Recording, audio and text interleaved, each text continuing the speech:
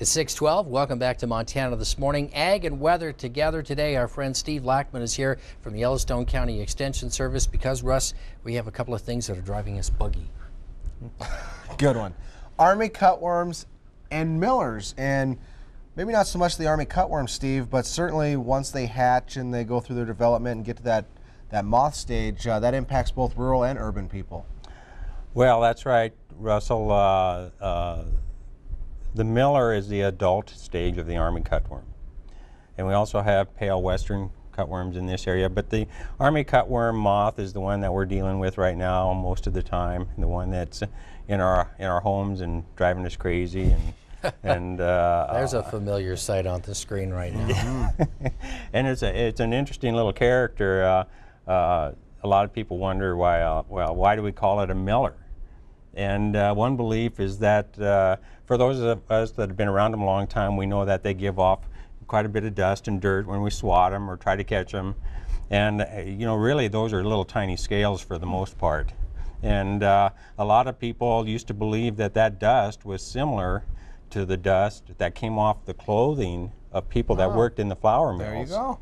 So I don't know if that's a fact or not, but it's kind of an interesting little story. And now what will happen with the millers, a lot of them will be traveling to higher elevations, up into mountain areas. A lot of them will go into Yellowstone Park. They will feed on the nectar of flowers and different plants. And a lot of them will hide under rocks, and the grizzly bears will turn over rocks and eat a lot of them. And so that's a couple of things that are pretty interesting. Then they will come back down into the lower elevations and start laying their eggs yet this fall again.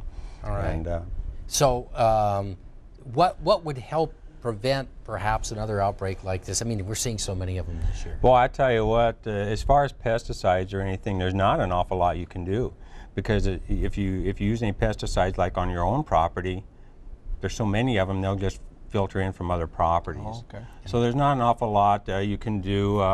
If you keep weeds and tall grasses down around your place, that will you know, distract them from laying eggs around your property when they come back down in the fall. And so that's one method. You can maybe cut down on them a little bit.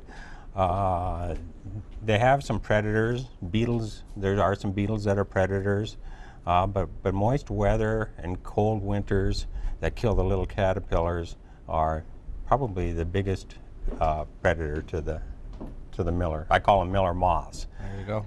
Well, we thank you for coming in and giving us just kind of a taste of some control methods, a little bit of history about the miller, which was interesting. Of course, if somebody at home has a question, probably just call you at the extension office. Yeah, that'd be great. Awesome. Well, thanks for coming in, Steve. Well, thanks, guys.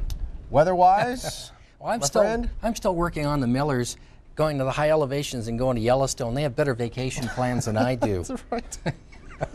But if you have outdoor activity, we'll tell you about the forecast in 60 seconds.